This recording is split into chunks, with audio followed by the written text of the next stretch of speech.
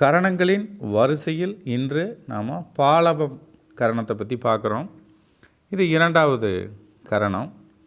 இந்த பாலவம் கரணத்தின் உருவமாக மிருகமாக புலியைத்தான் நாம் பாலவம் கரணத்தின் மிருகமாக பார்க்குறோம். கரணநாதனாக ராகு பகவான் பாலவம் கரணத்தின் கரணநாதனாக பார்க்குறோம். இதனுடைய லைஃப் டைம் பாலவம் கரணத்தினுடைய ஒரு உயிர்த்தன்மையான நாட்கள். ஒரு விஷயத்தை செய்கிறோம் அப்படின்னா அந்த விஷயம் எது வரைக்கும் ஒரு உயிர்ப்போடு இருக்குன்னா 24 வருடங்கள் அதனுடைய லைஃப் டைமாக நம்ம பார்க்குறோம். அப்போ ஒரு பாலவம் கரணத்தில் ஒரு விஷயத்தை ஆரம்பிக்கலாம்னா தாராளமாக ஆரம்பிக்கலாம். ஏன்னா லைஃப் டைம் 24 இயர்ஸ் இருக்குது. அப்போது மிருகம் புலின்னு பார்த்துட்டோம். பாலவம் கரணத்தின் கரணநாதனாக கரண அதிபதியாக ராகு பகவான்னு பார்த்துட்டோம்.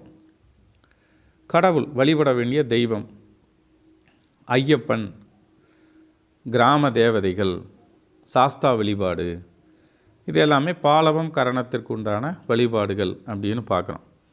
சரி, இவங்களுடைய தன்மை எப்படி இருக்கும்?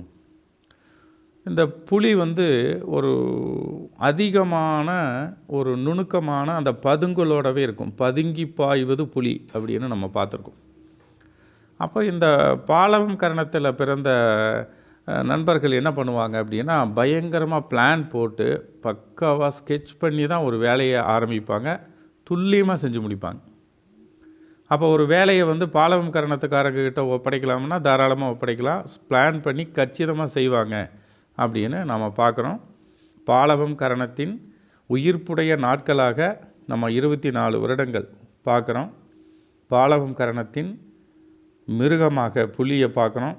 பாலவம் கரணத்தின் கரணநாதனாக கரண அதிபதியாக ராகு பகவானை பார்க்குறோம். வழிபடும் தெய்வங்கள் ஐயப்பன், கிராம தேவதைகள், சாஸ்தா வழிபாடுன்னு பார்க்குறோம்.